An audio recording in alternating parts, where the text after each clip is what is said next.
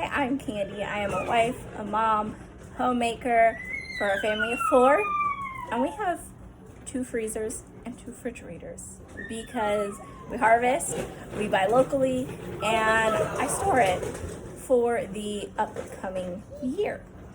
So it's time for me to inventory what's in my freezers.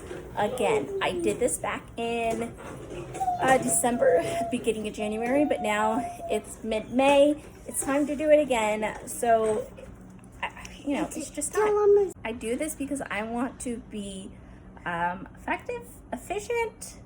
I want to use my food wisely, and I don't want to let any of it go bad, freezer burn, all of that. I want to make sure I use it. So I've started to kind of organize my freezers based on what I'm starting to add back in this year, what needs to be used, kind of my bread section, those type of things. But I really need to inventory it because that is how I base on what I need to start bulk buying for, the coming months and stuff like that. Because one of my big goals is to order from Azure Standard finally. I've heard about it for years. I need to just start the process and figure out how it works for my family. I literally just take paper, pen, and then I inventory everything in my freezer. And I just write down, and then I'll show you what I do with my lists. So up here I have stuff I've started preserving this year and a few things I need to use up. This is all stuff that needs to get used up, which that's not that much. I have some bread products, and then on my door I keep butter and a few things. In this freezer, it has dwindled a ton. It was super packed the end of last year. So let me inventory so I'm not standing here wasting energy. This is our newest purchase, first appliance we've ever bought, brand new. It is a 10 cubic foot fridge. It's like a apartment style fridge. It has a good size freezer, which I have put in tons of pre-made meals so I can just pull something out quick. Oh, but the fridge, if I can open it, has so much room. So extra room for drinks or fridge overflow, that kind of thing. Right now it's got my sparkling water addiction, but it's an awesome purchase. So like I said, I keep in the freezer ready to go meals, and I make sure I label them so I know what they are, and then I can just pull from here for an easy night meal. I try to keep things stocked, so it's a lot of things like chili, soup. I do have some mac and cheese, just easy to go meals that we can enjoy any time of the year. My last freezer is one we keep meat in. I like meat in the chest freezer because from what I understand, it doesn't waft out like an upright does. Kind of holds in the coldness longer from what I understand. I could be completely wrong. So we get a lot of meat from a local butcher shop, which I love, but I have some meat from Sam's, and I have turkeys and things in here, but things get buried super easy. So I need to go through. Basically, I'm going to pull all my meat out, stick it on this sheet, and then I will put it all back in, organized. I have one basket, but these are sugar cookies from Christmas. I don't even know if it's worth keeping them. Just certain things like this. I'm going to go through, and I will do it. Just keep going with my list, filling up everything I got. After you inventory all your freezers, you want to move into your pantry. Because if you have a pantry like mine, I have that typical 3x3 pantry, and things get lost back there. It has been the biggest issue in this house. I don't like this pantry. I'd much rather long shelves where I can see everything a whole lot easier. I can't in here, and so I'm always rearranging, always moving things. So I'm going to inventory everything I have in here and write it down, and then I'll move on to the next area in my house. The next area in my house is my canned food. So everything I can throughout the year, this is shoved in my narrow laundry room because we don't have a root cellar, good places for it. So I have this wooden rack my husband built and a wire rack right in front of me that I stack all my canned goods on. This year they'll probably be stacked on the floor, on my laundry area, just because we don't have the space for it. And every year my family is eating more and more. So I'm needing to can more and more. So I'm going to go through and like reorganize, group things again, because things get jumbled as I just keep, going throughout the year. See what I have, like how much broth, how much green beans, and canned meat, fruit sauces, pickled items, all that stuff. And then I will take note, and then it kind of lets me know how much I need to make this year. Canning for me really starts in like June, July. I know most people it starts in August. I am always a couple months ahead because I am down on, I basically live in the Gulf Coast. We start gardening in March. So most people are putting in their gardens like now. I've already had my garden in for over 9 weeks. So it's just kind of, I'm always a little early. So I need to get things figured out. Like I need to know how much more pasta sauces I have. I've actually almost canned enough pasta sauce, I think, to get me through canning when I need more pasta sauce. This next year I need to take note how much did I can, so I know how much I need upcoming years. I just always can and can and can. I'm always bad about making notes about what I can.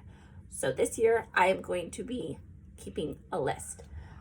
But I'm going to inventory all this, and then I will show you what I do after I inventory all my stuff on how I make it easy on myself to see what I have, to see what I need to buy, and all that kind of stuff.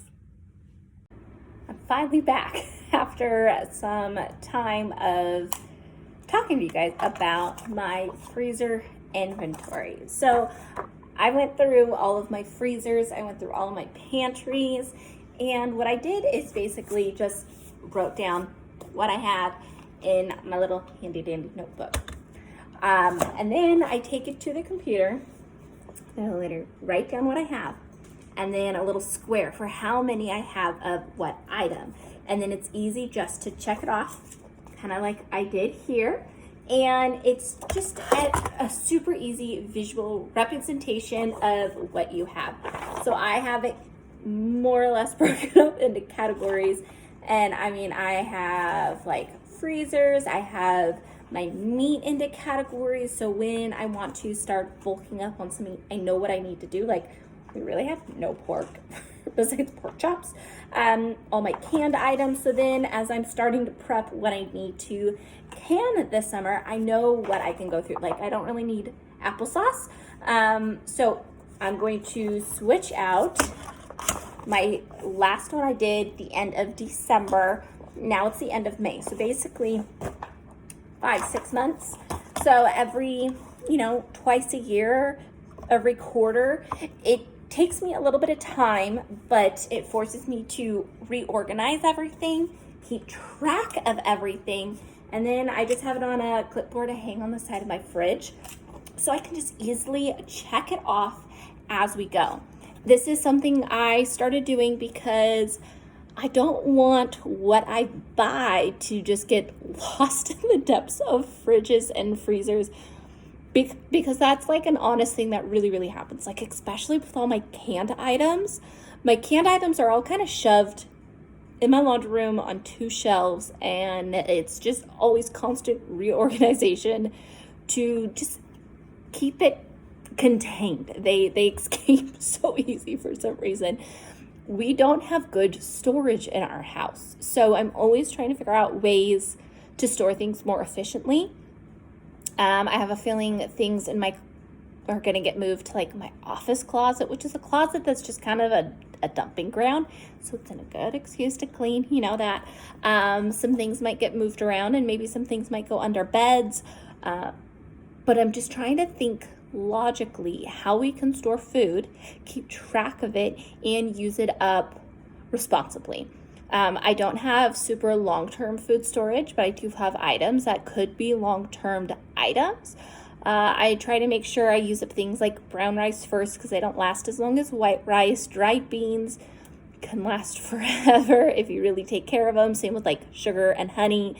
I keep all-purpose flour instead of whole wheat flour.